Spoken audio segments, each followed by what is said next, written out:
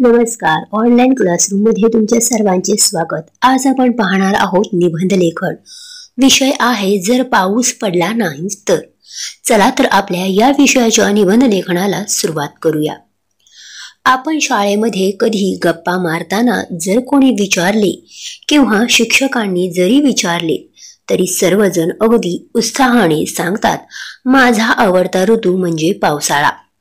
शाळेत असताना सर्वांनाच असे वाटते की खूप पाऊस पडावा आणि शाळेला सुट्टी मिळावी.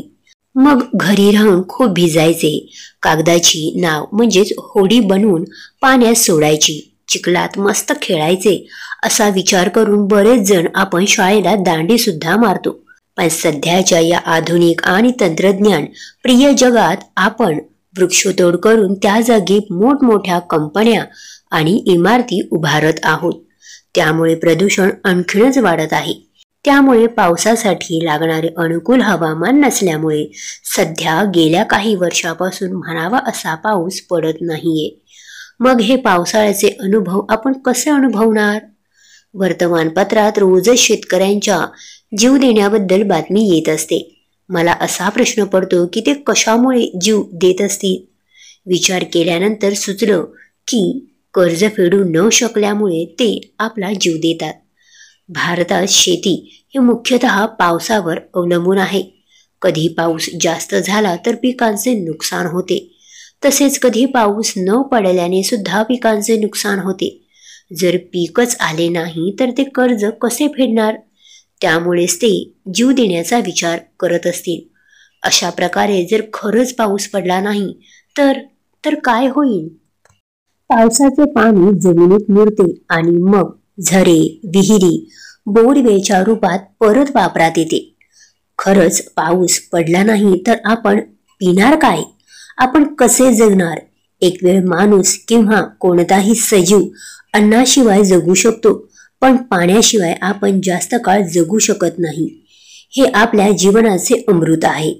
आपल्या भारतातील अर्थव्यवस्था ही या पावसावर अवलंबून आहे. 70% पेक्षा जास्त लोक शेतीवर प्रत्यक्ष आणि अप्रत्यक्षरित्या अवलंबून आहेत. बऱ्याच अशा शेतकऱ्यांची शेती ही पावसावरच अवलंबून आहे. जलसंधारणाची तशी फारशी व्यवस्था भारतात नाही, पण आपण सर्वजण याचा विचार देखील करत नाही. आपण भरपूर प्रमाणात पाणी वाया घालवतो. शॉवर, वॉशिंग मशीन, टॉयलेट फ्लशमुळे खूप पाणी वाया जाते. आपल्याकडे पावसावर अवलंबून असणारे रेन वॉटर हार्वेस्टिंग, पाणलोट सारख्या प्रकल्पाच्या पद्धती आपण विसरून गेलो आहोत.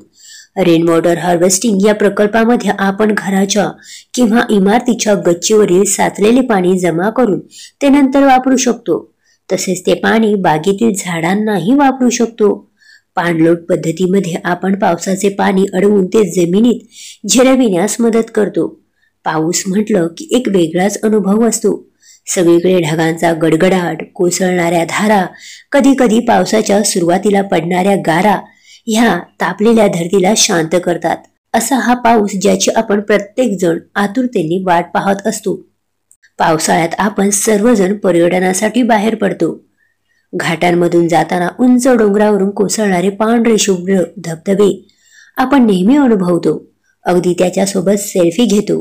पावसाळ्यात सगळीकडे रंगीबेरंगी छत्र्या, सगळीकडे रेनकोट, टोप्या घातलेली माणसे, सगळीकडे पाणी साचलेले, रेल्वे उशिरा आणि अशाच काही गमती जमती पाहायला आणि चांगले वाईट क्षण अनुभवायला मिळतात. पण जर पाऊसच पडत नाही तर हे सर्व आपण कसे अनुभवणार?